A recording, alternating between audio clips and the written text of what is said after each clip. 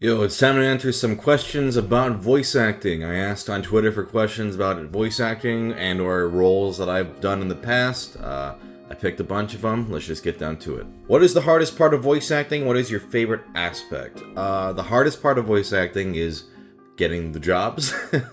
And my favorite aspect is I love becoming a character. Losing myself within a character. Getting to play in the world of a character. It sounds cheesy, but I just love sort of getting totally lost in a character. Is it absolutely a must to be able to scream in like grief or agony or similar on command? I would say it's very important. You need to be able to do pretty much anything on command because if the script calls for it, you got to do it. You got to laugh convincingly. You got to scream. You got to, scream like you're being stabbed through the chest, or you cry like you've, lost someone you love. You have to be able to do it pretty quickly. So I would say it's very important. How did you get started and what early jobs did you take? I got my start doing stuff online. I made a Tumblr and I dedicated myself to doing one audio post a day. I also had a YouTube channel at the time. Not a lot of viewers, but I just sort of put stuff out there. And I attribute a lot to that Tumblr for getting my original start. Just sort of forcing myself to put out a new audio clip every single day for years really helped me improve and sort of build an audience. As far as early jobs, my first job was an indie game called Apotheon, and a lot of my early work was definitely indie games. What are your favorite characters that you have voiced and why? I would say two of my favorite characters are Hyodo from Agretsuko and Flack from Borderlands 3. I think both of those characters are characters I just enjoy. They're just a lot of fun. But also, because with Borderlands 3, I've recorded so much dialogue with not only the main game, but the DLC. And then with Hyodo, I got to record, pretty much a whole season. I got to really get to know the character, really spend some time with both of them, as opposed to like if I'm just sort of guest starring or, in a couple episodes. Being in a lot of the story lets you really, get into a character and become much more familiar with them. So I'd say those two are definitely two of my favorites. Have there ever been any roles that you've had that are nearly identical or exactly alike with some of the voices you've used in your skits? I don't think there's any that have been exactly identical. There are, I'm sure, similar ones, as I'm sure a lot of my voices are going to sound similar to each other because it's me, right? I don't necessarily worry about, oh, does this character sound like another character I voiced in a different project? That doesn't matter because I only pay attention to that if I'm playing multiple characters in the same show or same game. Then I want them to sound distinct from each other. But if a character has the same voice as another character in a completely different property, it's fine. Who cares? Any advice for how to shake things up when you're doing a lot of recording at once? I sometimes feel like I get stuck giving the same cadence in my delivery when I'm doing a lot of stuff back to back.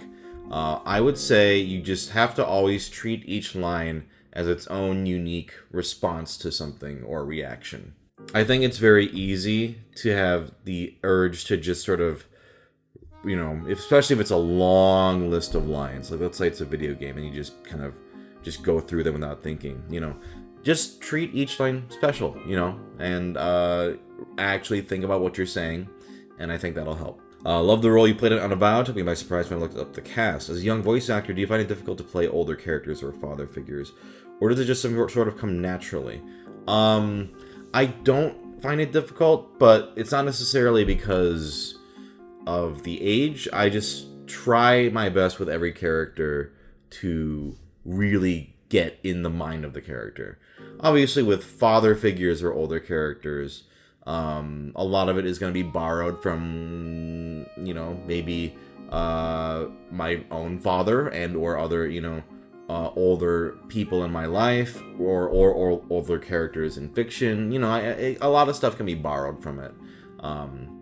But really, the most important thing, I think, is just to imagine yourself in that as that character, and it'll just sort of come naturally. What's more fun, game voice acting or show? I'd say they're both equally fun for different reasons. I think with video games, especially if you're like, let's say, a playable character, you get a lot of dialogue and a lot of time to play and really get into the character. Whereas with a show, with a show, you're more like, I mean, there's still a lot of there's a lot of recording on your own, but sometimes if you're lucky with a show, you get to record ensemble with the other actors.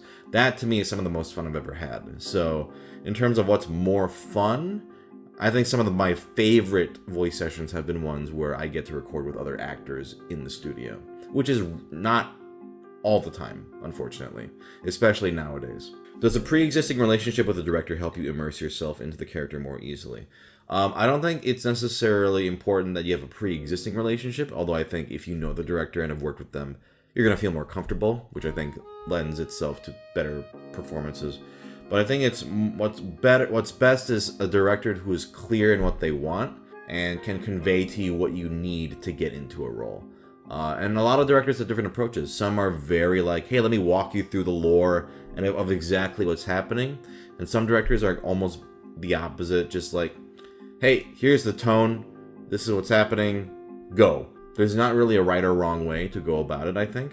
But I think as long as the director is clear, I think that's what's important. How important is having a good range in voice? I would say a good range is important if you want to play a wide variety of types of characters. I don't think it's necessarily important to have a voice acting career. I think plenty of people have a fantastic career and are very talented with only their own natural speaking voice. But if you have a desire to play like all sorts of characters, then yes, range is important. But it's going to depend on actor to actor. What voices have you done that were the most taxing? Is there a voice you would never do again? The only thing I can really think of is early on, battle efforts were tough on me, but nowadays I have no issues with them. It's hard to think of something that was the most taxing. I guess stuff that's on the more gravelly end is going to be tougher just on your throat.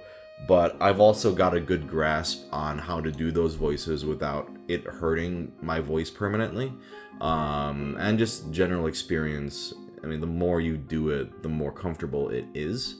There isn't a voice I would never do again because I make sure if I'm auditioning for something, or if I do try a voice for a role, that it's something that I can maintain. I think it's very important that if you're going to establish a voice for a character, it needs to be a voice you can do for, theoretically, 4 hours straight. And if it's not, then you probably shouldn't use that voice to begin with. It's fine if you can do an interesting voice for, let's say, 20 minutes, but if you can't do it long term and the role requires it, that's not great. What's your favorite type of character to voice? My favorite type of characters, personally, are ones that allow me to really be very different from who I am, whether it's my natural tone or my personality. I tend to have a very kind of, I think, sort of laid back personality, kind of just sort of chill. So characters that let me be quote unquote transform myself into something very different. The more different, the more comfortable I am, actually. I think somebody else on Twitter was like, is it easier to do lower voices or deeper voices because it's closer to your own voice? But that's not necessarily a factor for me. What's most comfortable for me is, ironically, characters that are more different from me than me. So I can just kind of lose myself in it. What can you do to help avoid straining your voice if you have long sessions planned or multiple varied characters? I would say breaks are very important, like especially if you know it's going to be a long session, then don't talk before the session. Don't whisper, that's even worse for your voice. Just vocal rest before and after. Make sure you're hydrated. Otherwise, there's a Chinese cough syrup called Ninjam Peipakoa. It really helps quite a bit. It's well known for, really helping you soothe your throat. I would view that as more of a temporary measure, not like a curative heal-all. Sometimes I'll use it if I'm like, I could, stand to make my throat a little more comfortable before this session. But just hydration in general is also very important. It's also very important to communicate with your director, hey, maybe I need to take a break. Like, if you find yourself, and I think a good director will check in on you and be like, hey, you need to take a breather. But if you do find yourself at a point where you're like, ooh, maybe I need to like switch to a different character, or like a 5-minute break, I think any good director will be very, accommodating for that sort of thing. How does scheduling work? Like initial record to ADR? How much of your work do you do at home versus in studio? Scheduling is just email.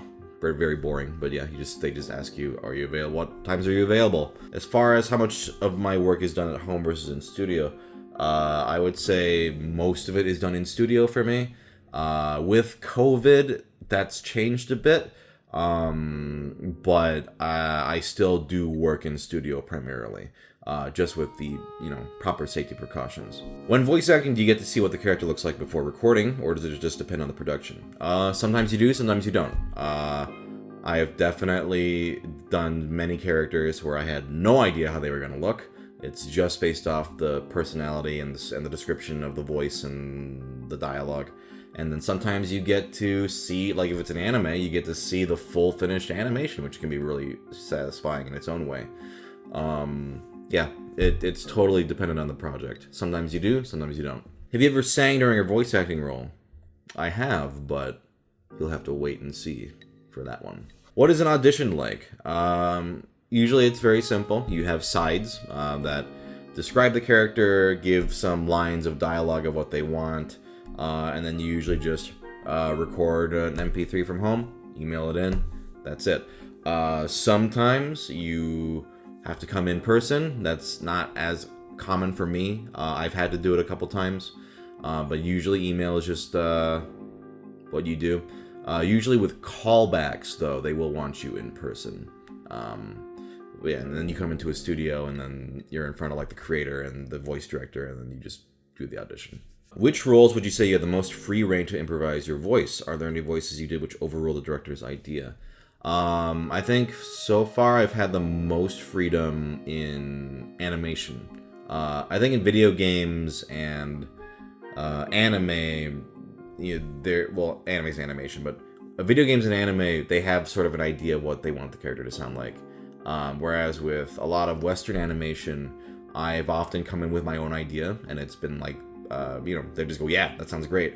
Or I go, let me give you my gut take, and we'll tweak it from there. That's usually what I tell them. And sometimes, other times I've also gone into a Western animation with a very distinct voice in mind, and they want something completely different. You can't get too stuck on, oh, this is the voice I want to do. You gotta be flexible, and you gotta make sure you can work with whatever the director wants. What do you do for a voice reel when you haven't gotten enough confirmed roles to fill one out? That's a great question, actually. When you're starting out for your voice reel, you just make shit up.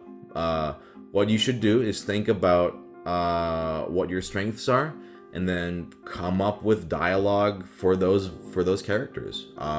And then if you have talent in audio post-production, or know somebody who can do that to make it sound like those clips are actually from cartoons, that's how you make your reel. And a lot of people still just use that reel. They don't necessarily use clips from stuff that they've worked on. You make up scenes that you think highlight your strengths and cut it together. Do you need to live in a place like LA to be a full-time voice actor, or is it viable to work 100% remotely? So I think that's an interesting question. I think it is very viable to work 100% remotely, but if you want to work on projects that are based in LA, you need to live in LA. Bottom line. Everyone here already lives here. Then unless you are just incredibly good or incredibly sought out, why wouldn't they hire someone who's already good who lives here? With that said, if you're like, I believe Tom Kane, I don't remember where he lives, but he doesn't live in LA because, he's just that good and that established. He's a veteran, so he can record from home, on anything. But for the majority of actors, yeah, if you want to work on LA projects, you gotta live here pretty much. At least for the majority of them. What was the process for getting a role in Hat in Time? I auditioned. I auditioned and got the part. If you could revisit any part, whether to fix it or to be that character again, which part would it be? I did say I did a video where I broke down 10 characters I voiced. Well, I did mention in that video that I could maybe do Zeus better now. Honestly, as I've thought about it, I don't want to go back and change performances, because to me that's like a perfect timestamp of where I was at that point in my career. And it's like, why, you don't need to change that. It's like a perfect representation of who you were, and I think there's something valuable in that. So I wouldn't change anything. I'm just so good. In your experience, what makes a good/bad director to work with? The most frustrating directors are ones who just clearly have no concrete idea of what they want. They're constantly giving you direction that almost contradicts each other, or contradicts what they said before. That, or they're wishy-washy and they just can't convey to you directly what they want. Sometimes I just need someone to be very direct, right? And if they're trying to dance around, being too direct or hurting your feelings or whatever, that can be annoying. I think clear, direct, direction is very valuable. What sort of lines, dialogue, samples should an aspiring voice actor have in their voice reel? How long should a voice reel be? Like I mentioned kind of before, think about your strengths. What kind of characters are you really good at playing at? This is basically a way, like an easy way to send somebody this and go, hey, this is what I'm good at. If you need voices like these or characters like these, I'm your person. I would say definitely don't do impressions of already existing characters. Big no-no. Just think of original character types or archetypes that you think you are particularly good at. That, and I'd say instead of worrying too much about, oh, do all these voices sound totally different, just more. I think it's more important. Do these clips convey that you are good at acting? I think that's more important than necessarily range. Again, I think a lot of people put way more emphasis on range, and it's like, yeah, but if you it's cool if you can sound like a bunch of different characters, but can you act as them? That's a different story. How long should a reel be? I'd say as short as you can make it. Yeah, the shorter the better. The longer it is, the more likely they're gonna go and go to the next voice reel. What's it like working on some of these huge projects with other people, and does it ever make you nervous? Oh yeah, for sure. I mean, I will say these days, I don't get really nervous anymore, but there have definitely been some exceptions, for sure. And I think there will always be more exceptions, whether it's working with a person I really admire, or like a really high profile project, or working with a new company or a new studio or director. There's always going to be nerves. But I think at this point I've had enough experience under my belt and, self-confidence that I kind of go into these going, I just gotta go in. I know I can do this because I've done this before. Let's just go and have a good time. I think if you carry yourself with that sort of confidence, even if you fake it at first, but if you carry yourself with confidence, people feel more reassured. Have you always wanted to be a voice actor, or did you want to become something else when you were younger? I started wanting to be a voice actor when I was in high school, when I did radio plays that my friend wrote. I fell in love with acting then. Before that, I actually wanted to be a teacher, but obviously life took a different route. Is it easier / which do you like better, to do Western animation or dub anime? That's almost two different questions. I would say it's it's much more technically challenging to dub, because you have to match lip flaps and convey the emotion in that regard. Whereas with Western animation, with prelay, you almost always have a lot more freedom. So I would say it's easier, I guess, to do prelay just because you don't have those weird technical limitations, or not limitations, but rules. Which do I like better? Western animation pays a lot better, if I'm being totally honest. And, you get a lot more freedom. So if I'm being totally frank, Western animation, but, I enjoy doing both. How do you get over or handle extreme discouragement concerning where you are as a VO versus where you need to be in order to be competitive in the industry? Here's my answer for that sort of question. Or how do you deal with anxiety? How do you deal with extreme discouragement or self-doubt, lack of confidence? All it really boils down to is discipline. Discipline and practice. You just constantly have to practice to get better and better and better, and to constantly, seek self-improvement. Especially if you're an aspiring voice actor, you just have to maintain the discipline, because there's no guarantee you'll ever succeed. And the only thing you can do really to get yourself towards success is to just keep at it and not stop. That's all I can really say.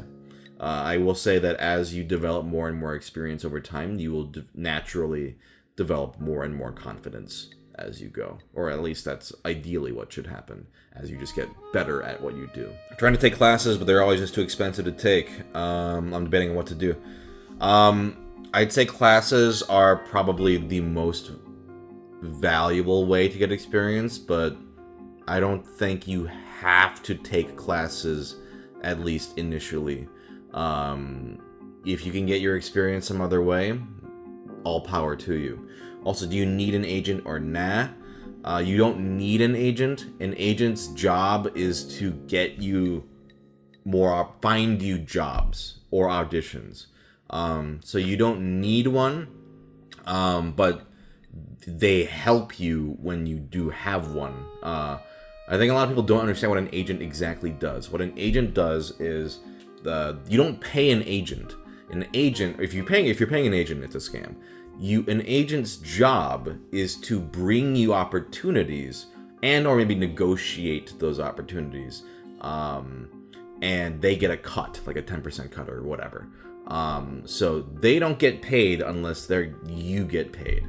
And their whole thing is they're going to find you opportunities. So do you need one? No. Are they extremely helpful? Of course. Like, a good agent has a lot of connections and, people they know, and they have access to a lot of auditions and stuff. But starting out, no, you don't need one. That's something you'll think about when you've got a little more experience under your belt. What helps you stay motivated? Paying my bills. Snarky answer aside, I fucking love acting. Every time I do it, I enjoy it so much, and it's a constant reminder of why I do this. What kind of things, as a non-voice actor, should I provide that are helpful for an actor? Is there such a thing as over-directing? I think it's going to depend on actor to actor. I do think there is such a thing as over-directing. Some actors really don't respond well to a line reading, where like a director will read exactly how they want the line said out loud. I personally don't care. I think as long as, whatever we need to get the job done. But if a director line read me for every single line, that would piss me off. Yeah, that would just show that you don't trust that I can do my job. So I think there's definitely a possibility to over direct. I would say just make sure your actor is comfortable, and just give clear direction to help them. Don't be don't be an asshole to them. Don't be overly directing. Give them their freedom, but also be clear on what you want. Because at the end of the day, you're the director. You need to convey what you want, and be clear. Without going into personal details, is voice acting a viable enough source of income to not work at any other job and only VA? That is totally going to depend on many different factors. Where are you living? If you're living in LA, it's cost of living here is pretty high. So it entirely depends on how much work are you getting, what kind of work you're getting, because you may be working a lot but still not getting it paid that well. So I will say some people are lucky enough to work full-time voiceover. Some people need to have other jobs. Totally is going to depend on the actor and their circumstances.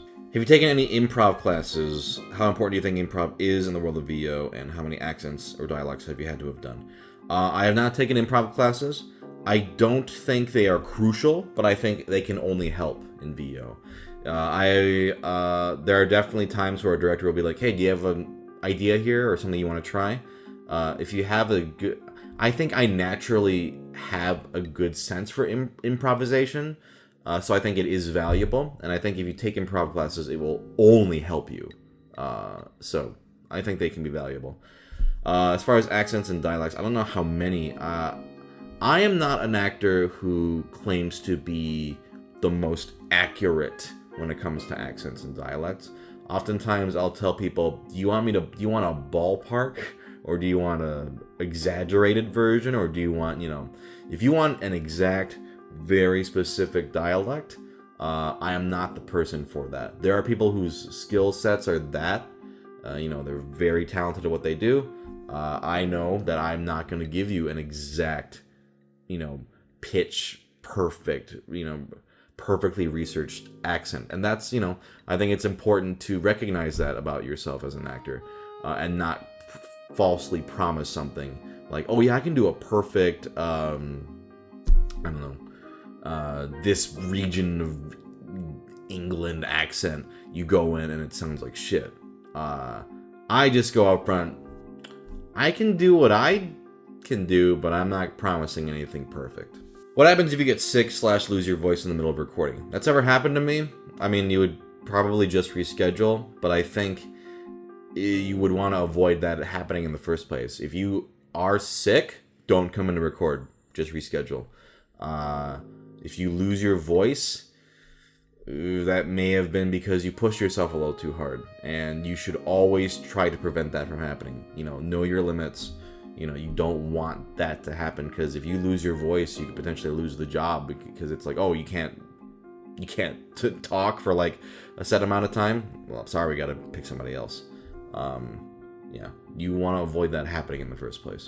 Do you think it's more difficult to immerse yourself in a character as a VO when you can't be as physical as the character is in the moment, and there's a limitation of being near a mic at all times inhibit your performance at all? No, actually. I think every actor is different. When I do characters, oftentimes I'll subconsciously be doing something with my hands as I'm doing it. Now, it's important to make sure you don't interfere with, you gotta make sure you're still in front of the mic or whatever, but, so oftentimes I'll be like, if this is the mic, I'm like this, but my hand is like, let's say it's like an attack, I'll be like, or like doing shit. I don't know. I don't really notice it until I actually, like, am like, oh yeah, I am actually, swinging a sword or like pointing. I've definitely done like points and these all sorts of things, because it does actually help me. I'm not focused on, do I look like a stupid idiot right now doing ridiculous hand movements. What I'm doing is getting into a character and ignoring everything else, and whatever it takes, man, do whatever it takes. So no, I don't think it does inhibit my performance. In fact, it's almost like a fun challenge. How much does a character's appearance affect how you voice them? How much information do you have about a character before you record lines? I think I actually touched on this, but sometimes you have no idea what they look like. Sometimes you do have a picture. Usually they will give you, at the very minimum, this is the type of voice we want, and this is a very brief description of the character. Sometimes you get a lot more lore. Sometimes you get very specific influences of who they want, or what they want voice-wise. Sometimes it's actually very vague, and they don't give you really any direction on what they want the voice to sound like. It all covers a wide gambit of information. Sometimes you get a ton, and sometimes you get like kind of nothing. You just kind of have to work with what you're given. Any advice on auditioning or how to improve your audition? What do you do to remember all your characters' voices, especially when there's time in between recording or auditioning? As far as auditioning goes, I think everyone's gonna have different advice on this. I always for me, I just go with my gut. I do 1 or 2 takes. That's it. I think if you spend like, I don't know, some people are like, oh, I do like 20 takes, and it's like, is it really going to get that much better in 20 takes? I don't know. Maybe it's entirely dependent on your process. For my process, I just find, you know what? Go with your gut. That's kind of really served me well in my career. Go with your gut, but everyone's going to have different opinions on that. As far as how you remember your voices, they will keep the reference for you, so that when you come in, you just say, do you have a reference? And then they play it so you remember what you did beforehand, or before you do the session. Do you find that directors ask for your X voice ever, or do they describe what they're looking for more? I would say primarily they just describe what they're looking for. Although there have been instances where, ever since I put out my visual reel online of like all the different characters I've played, I have had people actually go, "Oh, like we're looking for something in range of blank character of like this guy that you've played," which can be interesting actually.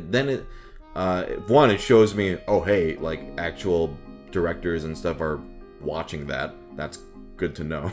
And secondly, it can be, that's what a demo reel is for, right? It's to represent, these are all different things I can do, and you hear them so you know I can do them. We don't have to like explore and too much. Like if you want something in that range or in that vein, then you know I can do something like it, and then we can just go from there.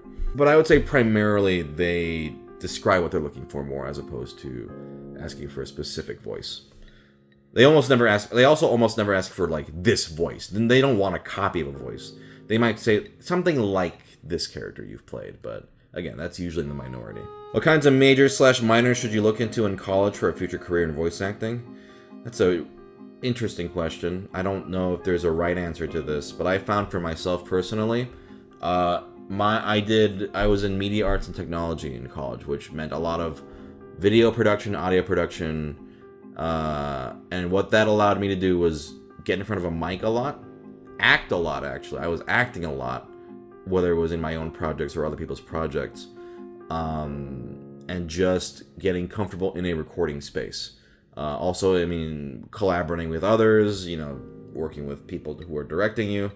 Yeah, I would say for me, any kind of audio, film, video, production stuff was helpful to me. But some people might say just go for acting. I don't know if that would have helped me personally.